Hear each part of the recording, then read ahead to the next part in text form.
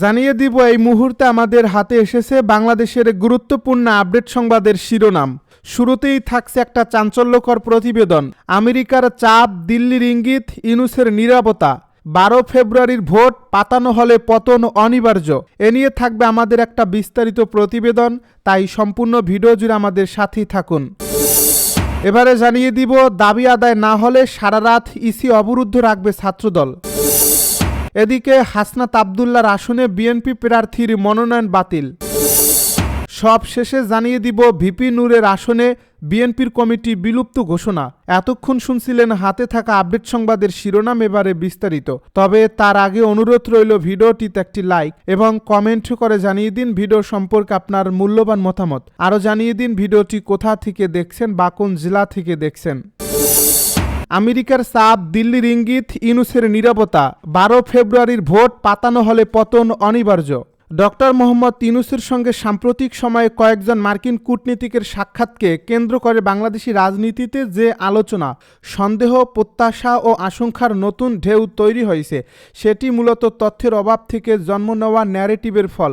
এই বৈঠকে ঠিক কী কথা হয়েছে তা নিশ্চিতভাবে কেউ জানে না, কারণ সংশ্লিষ্ট দপ্তর থেকে আনুষ্ঠানিক কোনো বক্তব্য আসেনি। কিন্তু বাংলাদেশের রাজনীতিতে বাস্তবতা হলো, যেখানে তথ্য থাকে না সেখানে কল্পনা ঢুকে পড়ে, আর সেই কল্পনাকে শক্ত ভিত্তি দেওয়ার কাজটি করে সামাজিক যোগাযোগ মাধ্যম। বিশেষ করে যারা ক্ষমতাচ্যুত আওয়ামী লীগের পক্ষে সক্রিয়ভাবে কন্টেন্ট তৈরি করছেন, তারা এই বৈঠককে ব্যবহার করছেন একটি নির্দিষ্ট গল্প দাঁড় করানোর জন্য, যেন আন্তর্জাতিক শক্তিগুলো ডক্টর ইউনূসের উপর চাপ দিচ্ছে, যেন আওয়ামী লীগের সঙ্গে কোনো না কোনোভাবে সমঝোতার পথে হাঁটা যায়, কিংবা যেন এটি তথাকথিত ইনক্লুসিভ নির্বাচনের নামে পুরনো ক্ষমতার কাঠামোকে পুনর্বাসনের সুযোগ তৈরি করা যায়। অন্যদিকে যারা দীর্ঘ সময় ধরে আওয়ামী লীগ বিরোধী কন্টেন্ট তৈরি করতেন, তাদের বড় একটি অংশ এখন নিজেদের অভ্যন্তরীণ দ্বন্দ্বে, দলীয় হিসাব নিকাশ এবং পারস্পরিক আক্রমণে এতটাই ব্যস্ত যে সামাজিক যোগাযোগ মাধ্যম আওয়ামী লীগের বিরুদ্ধে আগের মতো ধারাবাহিক চাপ আর তৈরি করা হচ্ছে না। এবং তারা একই সঙ্গে ডাক্তার ইউনূস, জামায়াতে ইসলামী, এনসিপি, এমনকি জুলাই আগস্টের গণ আন্দোলনে নিয়েও ভিন্ন ভিন্ন ন্যারেটিভ ছড়িয়ে দিচ্ছে। সবচেয়ে গুরুত্বপূর্ণ যে বিষয়টি চোখে পড়ে সেটি হলো, জুলাই আগস্টের আন্দোলনের সময় যেসব মুখ, যেসব চিন্তাবিদ, যেসব সংগঠন সবচেয়ে বেশি দৃশ্যমান ছিলেন, তাদের একটি বড় অংশ এখন কার্যত জনপরিসর থেকে অদৃশ্য। এক মাসেও ফরহাদ মাঝহারকে নিয়ে কোনো বড় বক্তব্য বা আলোচনা দেখা যায়নি। নাহিদ ইসলাম এনসিপি গঠন করার পর তাকে ঘিরে যে উত্তেজনা তৈরি হয়েছিল, সেটিও দ্রুত ফিকে হয়ে গেছে। মাহফুজ আলম ও আসিফ মাহমুদ, সজীব ভুঁইয়ার মতো ব্যক্তিরা, যারা একসময় একাধিক মন্ত্রণালয়ের উপর প্রভাব বিস্তার করেছিলেন, তারা নির্বাচন সামনে আসতেই ক্ষমতার কেন্দ্র থেকে ছিটকে পড়েছেন এবং রাজনীতির নির্মম বাস্তবতার মুখোমুখি হয়েছেন। এই অভিজ্ঞতা নতুন নয়, কিন্তু প্রতিবারই এটি প্রমাণ করে সরকারি পৃষ্ঠপোষকতায় গড়ে ওঠা রাজনৈতিক অবস্থান আর সরাসরি নির্বাচনী মাঠের রাজনীতি এক জিনিস নয়। নির্বাচনের মাঠে নামলে বোঝা যায় রাজনীতি কতটা কঠিন, কতটা নির্দয় এবং কতটা আপোষহীন। এই বাস্তবতার ভেতরেই বিএনপির অবস্থানও ধীরে ধীরে এক নতুন রূপ নিচ্ছে। তারেক রহমানের দেশে ফেরাকে ঘিরে যে আবেগ, যে অতিরঞ্জিত প্রত্যাশা তৈরি হয়েছিল, সেটি সময়ের সঙ্গে সঙ্গে স্বাভাবিক পর্যায়ে নেমে এসেছে। তিনি ক্রমশ একজন সাধারণ রাজনৈতিক নেতার মতোই জনপরিসরে উপস্থিত হচ্ছেন, যিনি কোনো অতি মানব নন, যার হাতে কোনো জাদুর কাঠি নেই। তাকে ঘিরে যে ব্র্যান্ডিংয়ের চেষ্টা চলছে, ভদ্রতা, সৌজন্য, ব্যক্তিগত গুণাবলী, সেগুলো 24 ঘন্টার বেশি মানুষের মনোযোগ ধরে রাখতে পারে না। কারণ সাধারণ মানুষ ব্যক্তিগত গুণের গল্প নয়, নিজের জীবনের বাস্তব সংকটের সমাধান খোঁজে। এই বাস্তব সংকট, হতাশা ও অনিশ্চয়তার পরিবেশেই মানুষ সহজে রোমান্টিক ন্যারেটিভে আকৃষ্ট হয়, যেগুলোর বাস্তব ভিত্তি দুর্বল হলেও শুনতে ভালো লাগে। দাবি আদায় না হলে সারা রাত ইসি অবরুদ্ধ রাখবে ছাত্রদল। নির্বাচন কমিশনের বিরুদ্ধে পোস্টাল ব্যালট সহ নানা অনিয়ম ও পক্ষপাতের অভিযোগ তুলে ইসি ভবন ঘিরে অবস্থান কর্মসূচি পালন করছে ছাত্রদলের নেতাকর্মীরা।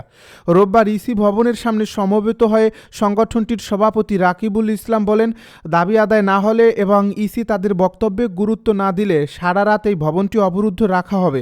তিনি আরও জানান, ঐতিহাসিক জাতীয় সংসদ নির্বাচনকে সামনে রেখে আগামী 22 জানুয়ারি থেকে ছাত্রদল প্রচার কার্যক্রমে অংশ নেবে এবং জাতীয়তাবাদী জাতীয়তাবাদী দলই নির্বাচনে জয়ী হবে বলে তার আশাবাদী।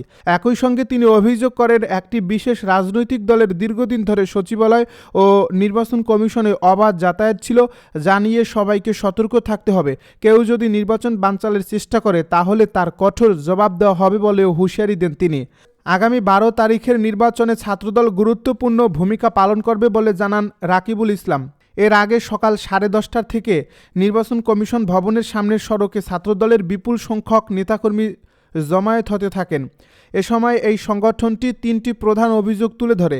1. পোস্টাল ব্যালট সংক্রান্ত বিষয়ে নির্বাচন কমিশন পক্ষপাতমূলক ও বিতর্কিত সিদ্ধান্ত নিয়েছে, যা নির্বাচনের নিরপেক্ষতা নিয়ে গুরুতর প্রশ্ন সৃষ্টি করে।